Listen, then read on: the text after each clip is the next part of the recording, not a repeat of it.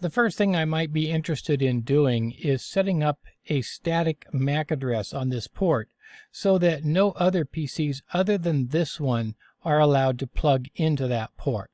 You can't bring a laptop from home, for example, and plug it in. I don't know if your laptop has malware on it, or even if it's some attacker's PC. Then they're working at night in the building and they unplug this PC and try to plug in their attack machine.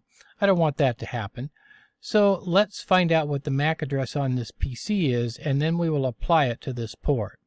Let's first go to the PC, and I will go to this desktop here and then the command prompt, and I will type in here ipconfig/all, and let's find out what the MAC address is. And here it is right here. It says physical address, and there is the MAC address. So I'm going to right click on that and copy it. We'll close that down now, and let's go into the switch. Alright, we are already in configuration mode for that particular port because we have turned on port security up here. So let's go ahead, and since port security is already running, we will set up a MAC address, a static MAC address for this port. Switch port, port security.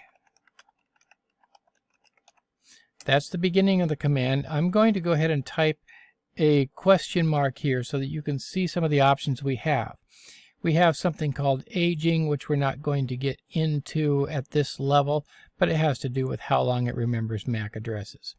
And then we have MAC address. That sounds like one we might want to use. And then we have something called maximum. How many MAC addresses can this switch learn? And then we have violation modes. What happens if I plug something in that's not supposed to be plugged in? So we're going to use this MAC address right here. So let's type that. MAC address, and I'll type a question mark again, and you'll see the next thing it's looking for is either the word sticky or the 48-bit MAC address. We'll talk about sticky later on, but for now I want to put that MAC address in, so I'm going to go ahead and paste that MAC address that I learned earlier, and we'll hit enter, and now that MAC address and only that MAC address is allowed to plug into that port on this switch.